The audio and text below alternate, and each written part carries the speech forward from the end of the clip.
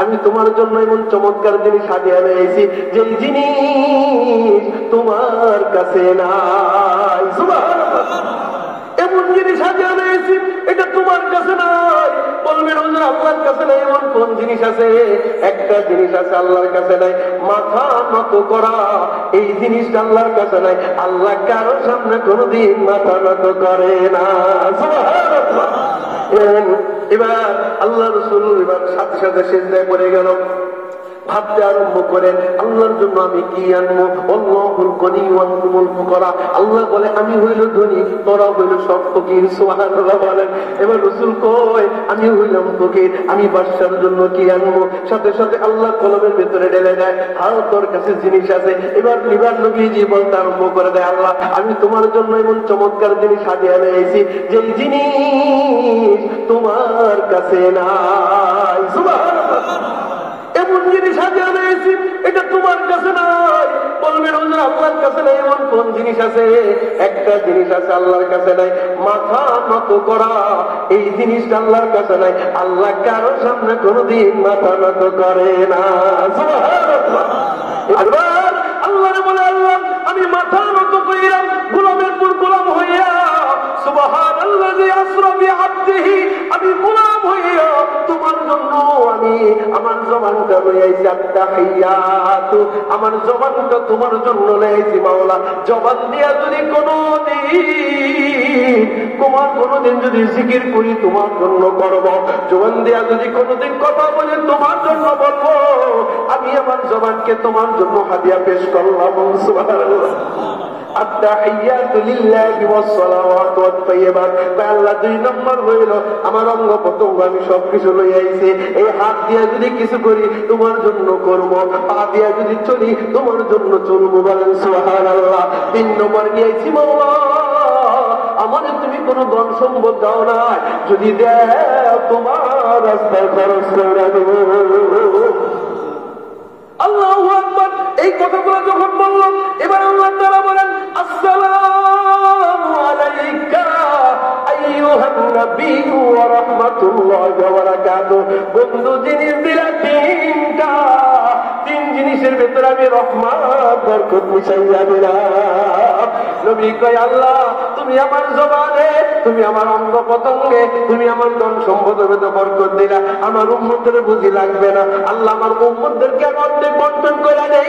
আল্লাহ কয় তাহলে দে। এবার নবীজি বলে আসসালামু আলাইনা ওয়া আলা ইবাদিল্লাহিস সালিহিন। সুবহানাল্লাহ। আল্লাহ আমি আমার উম্মতদের ভেতরে বন্টন করে দিলাম। এই দৃশ্যগুলো দেখতেছে ফেরেশতারা, আরোহণকারী ফেরেশতারা। এই নবী তো শানওয়ালা নবী, এই নবী তো আজমতওয়ালা নবী, এই নবী তো রহমাতুল লিল আলামিন নবী। এই আল্লাহ পাকের কাছে আইসা উম্মতের কথা বলে না। সুবহানাল্লাহ। ফেরেশতারা বলে উঠলেন আশহাদু আল্লা ইলাহা ইল্লাল্লাহু ওয়াহদাহু লা শারীকা লাহু ওয়া আশহাদু আন্না মুহাম্মাদান আবদুহু ওয়া রাসূলুহু। এবার যখন তিন জিনিস দিয়া দিল, গেট খুলে গেল, আল্লাহর কাছে নিয়ে আসলো। আল্লাহর কাছে নিয়ে এসে আবার অনেক কথোপকথন হইল। রুমিন আল্লাহ তাআলা বলেন বন্ধু দিয়েছিলেন তিন জিনিস, আমিও তোমার দিব তিন জিনিস হাদিয়া। এক নম্বর হইল 50 ওয়াক্ত নামাজ, কমে কমে 5 ওয়াক্ত দিয়ে দিয়েছে। বলেন সুবহানাল্লাহ।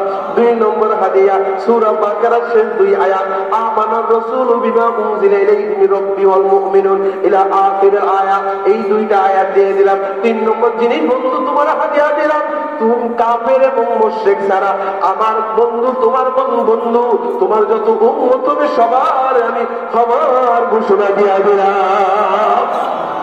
বলবে হুজুর কাফের এবং মুশরিক ছাড়া সবার ক্ষমা আল্লাহ তাআলা কেমনে দিবে? হাসরের ময়দানে যখন উঠবে কাউকে তার ছেলে হাফেজ 10 জনকে সুপারিশ করে লইয়া যাবে, কোন ওলি তার কোন মুরিদদেরকে সুপারিশ করে নিয়ে যাবে, কোন পয়গম্বর তার উম্মতদেরকে সুপারিশ করে নিয়ে যাবে, কোরআন সুপারিশ করে নিয়ে যাবে। কথা বলেন সুবহানাল্লাহ। এইভাবে নিতে নিতে নিতে নিতে নিতে নিতে তোমার জান্নাতে নিয়ে যাবে। সুবহানাল্লাহ। আমার ভাইয়েরা রাত্র অনেক গভীর হয়ে গেছে, আমার ওয়াজের একদম শেষ পর্যায়ে চলে আসছে। এই যে 5 ওয়াক্ত নামাজের 3 ওয়াক্ত নামাজ ইয়াকুব আলাইহিস সালাম সেজদা লাগাইছিলেন কয়টা? তিনটা। আল্লাহ তাআলা বলে মাগরিবের সময় ইয়াকুব আলাইহিস সালাম 3 সিজদা লাগাইছিল। আল্লাহ তাআলা মাগরিবে 3 রাকাত ফরজ করে দিয়েছিলেন, 4ও করে নাই, 5ও করে নাই। যোহরে 4 রাকাত করলেন, আসরে 4 রাকাত করলেন, ইশারে 4 রাকাত করলেন। আল্লাহ মাগরিবে তুমি 4 রাকাত করলে অসুবিধা ছিল কই? না না না না, মাগরিবে ইয়াকুব 3টা সিজদা লাগাইছিল। সিজদা আমার এত পছন্দ হয়েছে, ওই সিজদা 3টায় আমি এমন ভাবে কবুল করছি, আমার বন্ধুরে দাওয়াত কইরা বন্ধুরে হাদিয়া দিয়েছি।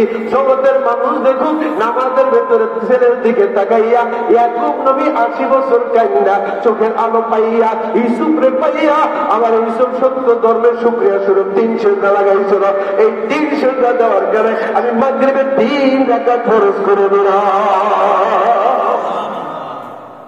কথা ক্লিয়ার? ঠিক আছে ইনশাআল্লাহ? মেরে মোহতারাম ভাই, এবার চলে যান হাসরের ময়দান। আমি যে হাদিস পড়েছি, আউয়ালু মা ইউহাসাবু বিল আবদু ইয়াউমাল কিয়ামাতিস সালাহ। হাসরের ময়দানে আল্লাহ তাআলা সবাইকে উপস্থিত করবেন। এবার একজনকে ডাক দিবেন, বান্দা তোমার নামাজের হিসাবটা সর্বপ্রথম আগে দাও। সুবহানাল্লাহ বলেন। নামাজ শুরু হয় আল্লাহ দিয়া, নামাজ শেষ হয় আল্লাহ দিয়া। কিয়ামতের দিন আল্লাহ জিজ্ঞাসা করবেন নামাজের হিসাবটা তুমি আগে দাও। আউয়াল মানে প্রথমে, সব হিসাব পরে, আগে নামাজের হিসাবটা দাও। জোহরের 4 রাকাত ঠিক আছে নি, আসরের 4 রাকাত ঠিক আছে নি, মাগরিবের 3 রাকাত ঠিক আছে নি, ইশারের 10 রাকাত ঠিক, 9 রাকাত ঠিক আছে নি, ফজরের 2 রাকাত 4 রাকাত ঠিক আছে নি। সব হিসাব যদি ঠিক হয়ে যাবে, এবার আপনাকে আল্লাহ তাআলা জান্নাতের বাড়িতে নেবেন। কি গাড়ি দিয়ে নেবেন শুনে নেন। আজকে এমপি মন্ত্রী কোনো বাদশা পারবে না। আপনাকে যখন আল্লাহ তাআলা হাসর ময়দান থেকে জান্নাতে নেবেন, এই জান্নাতে গেটের সামনে এর আগে যেই ফেরেশতা দিয়ে নেবেন, প্রথমে থাকবে 70,000 ফেরেশতা, এর পিছনে থাকবে 80,000 গেলমান। সুবহানাল্লাহ বলেন। একজন মানুষ যখন জান্নাতে হবে, প্রথম 80,000 ফেরেশতা ফুলের মালা দিয়ে দাঁড়ায় থাকবে। সুবহানাল্লাহ। দ্বিতীয় তার পিছনে গেলমান মানে ছোট্ট ছোট্ট বালকেরা এত সুন্দর কইরা ফুলের মালা দিয়ে আপনার জন্য দাঁড়িয়ে থাকবে 80,000। তাহলে 70 আর 80 কত? 3 লাখ। বলেন 70 আর 80 কত? এর পিছনে হবে 25 লক্ষ হুর আল্লাহ দান করে রাখবে। আব্দুল করিমের নামাজ যদি সুন্দর হয়ে যায়, আল্লাহ রাব্বুল আলামিনের চেহারায় মুস্কি হাসি আসবে। সবাই চিন্তা করে এই ব্যক্তিটা জান্নাতি হবে। আল্লাহ হুকুম দেবে ইযহাবু ইলাল জান্নাহ, এই বান্দার জান্নাতে নিয়ে যা।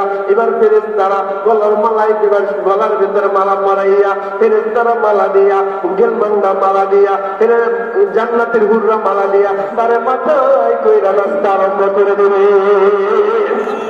শুধু তাই না, 26.5 লক্ষ গাড়ি দিয়ে জান্নাতের বাড়িতে নিয়ে যাবে। সুবহানাল্লাহ।